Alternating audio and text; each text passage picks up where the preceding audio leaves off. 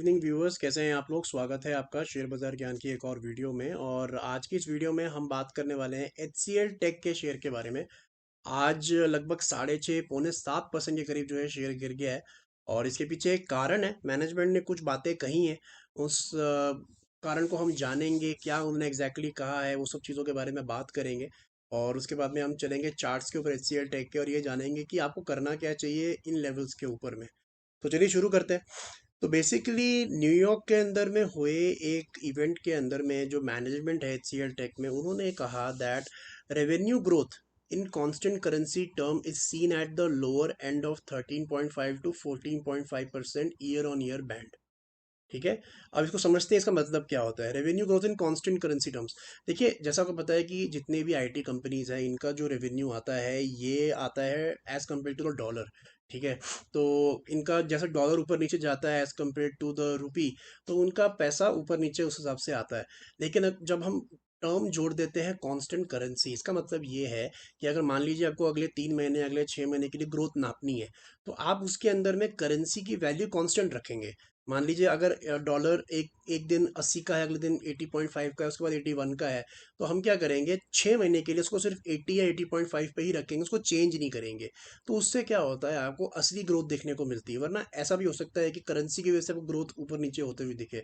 तो when ever the IT companies use the word constant currency, इसका मतलब currency को सेम रखा गया है। और उसके बाद में उन्होंने ये कहा है कि हमारा ये एस्टिमेट है कि ग्रोथ जो है आने वाले समय के लिए वो 13.5 से 14.5% के बीच में रहने वाली है ईयर ऑन ईयर।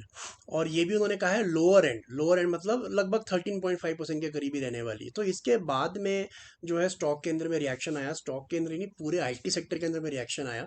और इन्होंने ये कहा है कि जो फर्लोज हैं वो ज़्यादा हो गए हैं एज वी हैड एक्सपेक्टेड। और फर्लोज का मतलब क्या होता है, जो लोग इन लोगों ने ले ऑफ करे हैं। बेसिकली फर्लोज का मतलब आमतौर पे तो यही होता है कि जो लोग निकाले गए हैं या जिनको एक लीव ऑफ एब्सेंस दे दी है, उनकी बात हो रही है। लेकिन इनका कहना फर्लो से इनका कहने का मतलब ये है डिमांड से रिलेटेड है। बिकॉज लोग क्यों निकाले गए हैं, लोग इसलिए निकाले गए बिकॉज डिमांड कम है। ओवरऑल लोग खर्चा कम कर रहे हैं, कंपनीज बड़ी बड़ी डील्स क्लोज करने में टाइम लगा रही है, इसीलिए इनको फर्लोज देने पड़े इन लोगों को। That is what the management means, that the demand is not that well in the IT sector.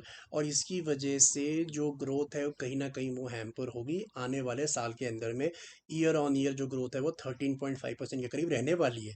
तो ये चीज़ जो है स्टॉक मार्केट को पसंद नहीं आई। और फिर HCL टेक तो क्या, सारे के सारे shares, whether it was TCS और इन्फोसिस, विप्रो, L&T, माइंट्री, टेक महिंद्रा, सारे के सारे गिरे। और आज HCL टेक का जो फॉल है वो तो खास तौर पे बहुत ही ज़्यादा था। अगर हम डेली चार्ट्स के ऊपर में देखेंगे तो it was very big, you can see open भी गैप डाउन हुआ है और उसके बाद में रुका ही नहीं है। और कैसे ना कैसे 1000 रुपये का लेवल इसने बचा लिया है। तो अब हम बात करेंगे कि अब आपको करना क्या चाहिए इन लेवल्स पे। और उसके लिए हम चलेंगे वीकली चार्ट्स पे दोबारा। दोस्तों, चार्ट्स पे बात करने से पहले मेरे आपसे एक रिक्वेस्ट है कि अगर आपने मेरे चैनल को सब्सक्राइब नहीं किया है तो आप मेरे प्लीज़ चैनल को सब्सक्राइब कर लीजिए, ताकि रोज़ आने वाली वीडियोस आपको लगातार मिलती रहे।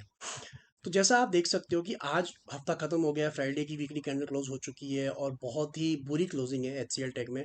पिछले 3-4 ग्रीन कैंडल्स के इसने लोज को निकाल दिया है एक ही हफ्ते के अंदर में। सो डेफिनेटली अगला हफ्ता भी थोड़ा सा वीक रहने का आशंका है और कुछ टाइम इसका ऊपर जाना थोड़ा सा मुश्किल अभी फिलहाल के लिए लग रहा है। अब मैं आपको बताता हूँ कि आपको करना क्या है। देखिए, दो चीज़ें हैं आपको समझनी पड़ेंगी। पहली बात, स्टॉक की वैल्यूएशन और स्टॉक का मोमेंटम दो अलग चीज़ें होती हैं। दोबारा इस बात को समझिए, स्टॉक की वैल्यूएशन और स्टॉक का मोमेंटम जो है वो दो अलग चीज़ें हैं। एक होता है स्टॉक का वैल्यूएशन अच्छा है, आपने लेके रख लिया। एक होता है कि स्टॉक का वैल्यूएशन अच्छा है, मोमेंटम भी अच्छा है, मतलब ऊपर की तरफ आप भागेगा, अब आपको रिटर्न देने लगेगा। जैसा आईटीसी के केस में हुआ था कि 200 210 पे स्टॉक बहुत टाइम तक चलता था, 180 पे भी स्टॉक था। तो उस टाइम पे स्टॉक की वैल्यूएशन अच्छी थी, लेकिन मोमेंटम स्टॉक के अंदर में नहीं था। ठीक है। लेकिन इसका मतलब ये नहीं है कि आपको आईटीसी को 180 190 पे खरीदना नहीं था। क्यों? क्योंकि उसका वैल्यूएशन बहुत अच्छी है, कभी ना कभी उसका टाइम आएगा ही आएगा। अब मेरा इसके अंदर बोलने का सिंपल सा मतलब ये है कि HCL टेक के अंदर वैल्यूएशंस अच्छी हैं मेरे हिसाब से, और लंबे समय के लिए आपको इसमें निवेश जरूर करना चाहिए। रीजन बीइंग, अगर मैं थोड़ा चार्ट बड़ा करके आपको दिखाऊंगा, so I am in very much in interested. ये जो ब्लैक लाइन इसकी है 200 डेली मूविंग एवरेज, जो कि अभी चल रही है लगभग 890-900 रुपये के करीब। तो अगर आपको फ्यूचर में HCL टेक 950 के करीब या 900 के करीब मिलता है, तो आंख बंद करके आपको लेना है। 900 पे मिले तो आंख बंद करके आपको इस स्टॉक को लेना ही लेना है लंबे समय के लिए।